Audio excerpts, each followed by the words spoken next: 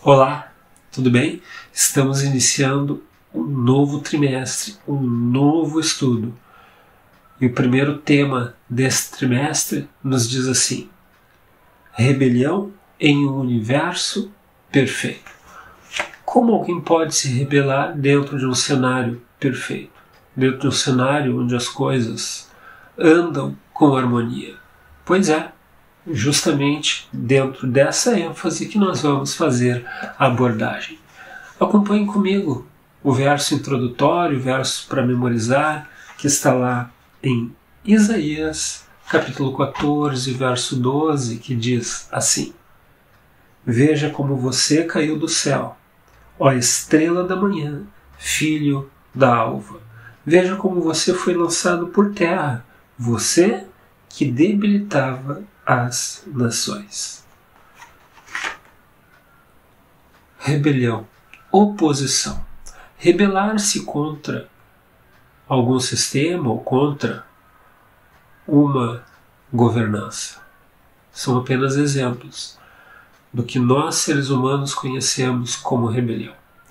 Mas como nós podemos explicar uma rebelião ocorrida em um determinado momento em um ambiente celestial? E quando nós falamos ambiente celestial, nós estamos falando de um cenário perfeito, repleto de harmonia, paz, liderado por um Deus perfeito, por uma autoridade magnífica, repleta de amor.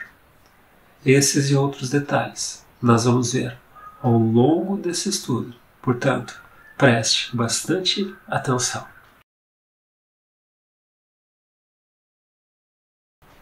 Próximo tópico: criação, uma expressão de amor. Observe todo e qualquer elemento da natureza. Passeie em meio a um jardim, contemple as aves, contemple os animais terrestres, contemple os peixes, observe a grandiosidade de detalhes. E não há como negar de que toda a criação ela tem um toque de amor, de um Deus revestido de majestade, glória e poder, e que exala o seu amor por toda a sua criação. Acompanhem comigo a passagem bíblica que está lá em 1 João, a primeira carta de João, capítulo 4, verso 8 e verso 16. Vamos ler primeiro o verso 8. Aquele que não ama não conhece a Deus, pois Deus é amor.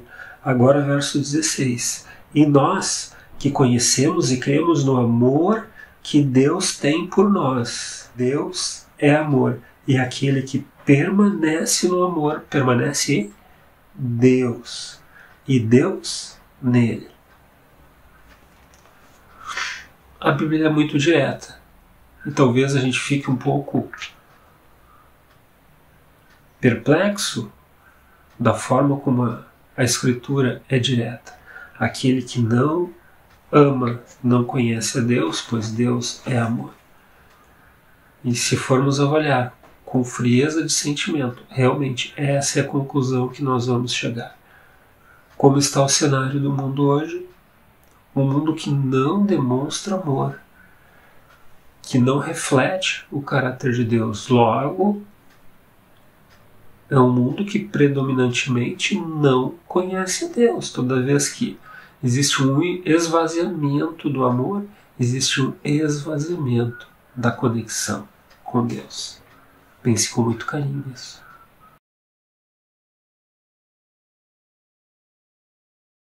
Olá, meu irmão, olá, minha irmã, que bom que você está comigo mais uma vez para estudar a lição da Escola Sabatina. Nós entramos na 13ª lição desse ano e agora nesse quarto trimestre vamos estudar vida, morte e eternidade. E a lição de hoje, que nós vamos estudar a lição de segunda-feira, tem como título Livre-arbítrio, a base para o amor. João, na sua primeira carta, no capítulo 4, ele coloca para nós que Deus não tem amor. Deus é amor na sua essência. E Deus criou todas as coisas e deu ao ser humano livre arbítrio. E somente alguém que ama, e o amor verdadeiro, é que pode nos dar liberdade de escolha. Muitos acusam a Deus de que Deus criou, se Deus é amor, como é que ele pode ter deixado o mal se progredir no meio do ser humano? Mas Deus, na sua liberdade, ele entrega para o ser humano o amor. E o amor nos dá essa liberdade de escolher se queremos servir a Deus ou desobedecer a Deus. Mas nós temos liberdade para isso.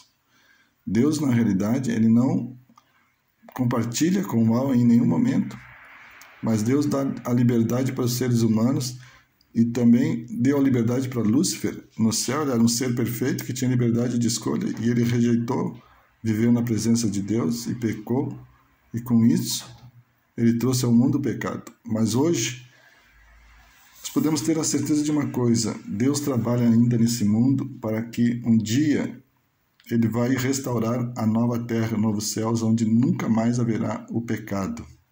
E então nós amaremos de forma livres, perfeitas e santas a nosso Deus durante toda a eternidade.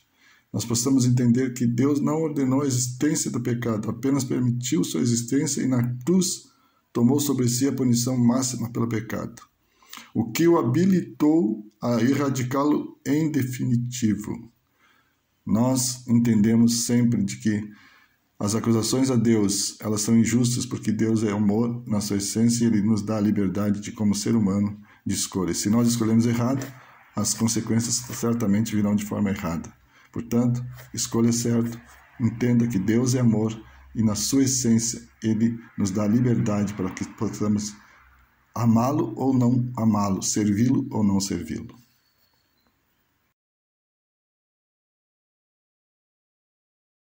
A lição de terça-feira, ela tem como título Ingratidão Misteriosa. No livro de Ezequiel, capítulo 28, ele tem uma particularidade. Ele fala do rei Tiro, mas também da sua realidade da época, mas também nos eleva a outra realidade cósmica. Porque quando ele fala que estavas no Éden, jardim de Deus, de todas as pedras preciosas te cobrias, e tu eras querubim da guarda, ungido, e estabeleci, permanecias no monte santo de Deus, no brilho das pedras andavas, estás fazendo uma referência a Satanás, a Lúcifer, que era um querubim cobridor e que vivia no céu. Mas este anjo poderoso, que era importante, que tinha uma importância enorme no céu, de repente, dele começa o mal. E nós ficamos pensando assim, puxa vida, como alguém que vive num lugar santo, como era o santuário, onde a morada de Deus, pode, de alguma forma, ter ideias tão más na sua mente. Mas o livre-arbítrio deu a Satanás o direito dele escolher se ele queria servir a Deus ou não queria servir a Deus. Uma declaração crucial no relato se encontra em Ezequiel 28:15, que diz assim: perfeito eras nos teus caminhos, desde o dia em que foste criado até que se achou iniquidade em ti. Este é o mistério da iniquidade, porque nós não sabemos por que Lúcifer tomou essa decisão. Talvez na eternidade, quando estivermos na eternidade com Deus, Deus vai nos contar o que houve com aquele ser humano. Mas uma clara certeza nós temos, porque como Deus é amor e Deus é amor todo-poderoso, ele abriu a possibilidade de que o mal existisse, porque ele deu liberdade para que Lúcifer escolhesse. Ellen White diz o seguinte: o pecado é algo misterioso e inexplicável. Não havia razão para a sua existência. Tentar explicá-lo é procurar uma razão para ele. Isso seria justificá-lo. O pecado apareceu no universo perfeito, algo que se revelou inexcusável. Ou seja, em vez de nós estar dando desculpas para que o pecado exista, nós devemos evitar o pecado, viver uma vida santa diante de Deus. Se nós tomarmos essa decisão, nós estaremos mostrando que nós entendemos o livre-arbítrio e o amor de nosso Deus.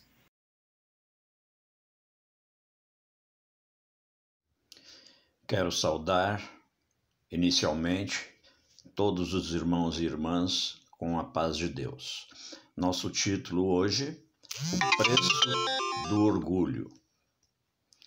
Nas Escrituras há dois grandes temas predominantes. O primeiro, representa o reino de Deus.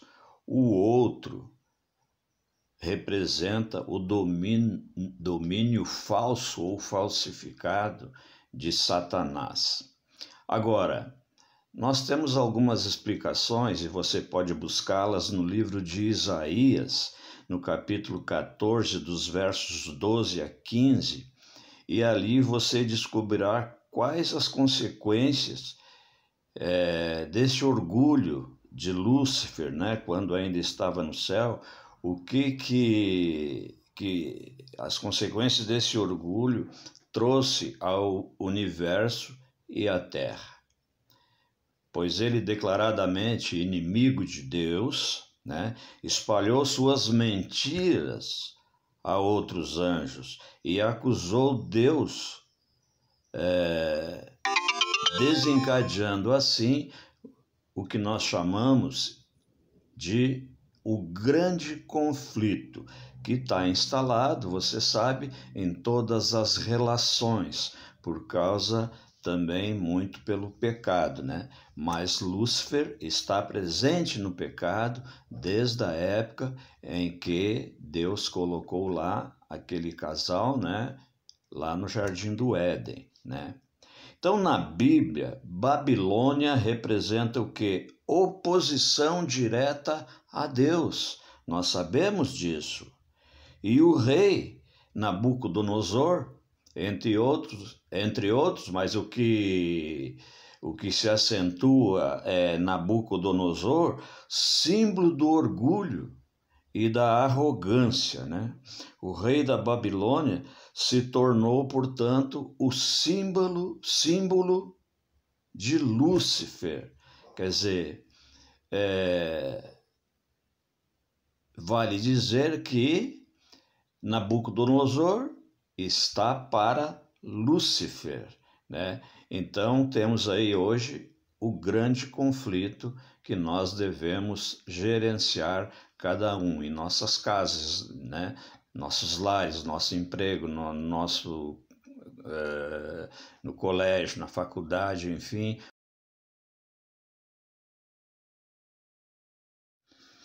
A disseminação da descrença. O livro de Apocalipse, no capítulo 12, nos dá conta que a batalha, ou seja, o conflito, ainda existe e só terminará quando chegar o fim dos tempos.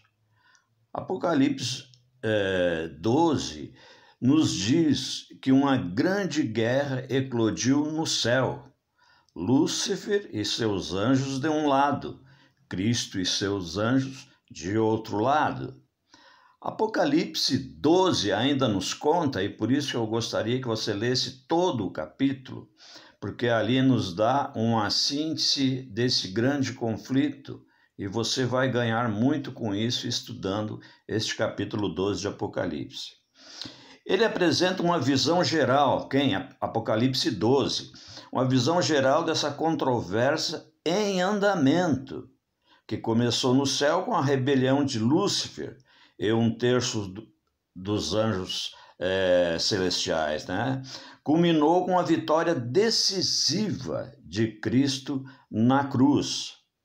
E ainda continua contra o povo remanescente de Deus no fim dos tempos. Então você veja que a disseminação da descrença está ligado ao grande conflito também. E o problema é que o problema maior que nós encontramos aí é que isso aí se disseminou aqui na Terra para nós. Agora surge uma pergunta: é real essa batalha na Terra? Qual é a nossa única grande esperança com relação a este grande conflito, a esse grande embate Satanás versus cruz, versus Cristo, Qual é a nossa grande esperança? Irmãos, não caia na disseminação da descrença. Busque a Deus, estude a Bíblia. Apocalipse 12 também vai nos provar que só há um caminho, Deus. Porquanto estou dando essas pinceladas aí no sentido sintético, né? Para ver e lhe ajudar também a buscar um caminho, né? Caminho esse que nós chamamos caminho da salvação em Cristo Jesus. Até a próxima, meu irmão. Fique com Deus. Vamos fazer o encerramento, o fechamento do estudo desta semana.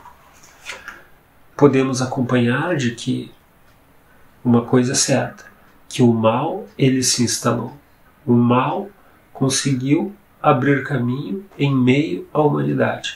Não teve espaço no céu, em atmosfera celestial, em ambiente celeste, não conseguiu. Mas em território terrestre, em meio à humanidade, ele conseguiu se expandir. Deus não bloqueou o pecado, Deus não bloqueou o mal, Deus não bloqueou o erro, porque uma das prerrogativas de Deus é permitir o livre-arbítrio. Mas uma coisa nós não podemos nos esquecer, de que Deus é estrategista e que Ele projetou e seu plano está em pleno andamento. Toda a estratégia, todo o antídoto para combater o mal, Ele proporcionou. Ele proveu, através de Jesus Cristo, o maior de todos os antídotos para combater o mal, para combater o pecado. Não se esqueça, o mal entrou, mas existe um planejamento, existe um antídoto, existe um plano, existe uma vacina para combater o mal que percorre as veias da humanidade. Deus é fantástico, porque esse antídoto que Ele utiliza vai ter, em meio à eternidade, sua eficácia completa, onde toda forma de mal e pecado será definitivamente extinta. Que maravilha, não é mesmo? Nos encontramos na próxima semana com mais um estudo. Até lá. Tchau, tchau. Obrigado, Pai, porque nenhuma condenação existe para aqueles que estão em Cristo Jesus. Louvamos-te por isso. Em nome dele. Amém.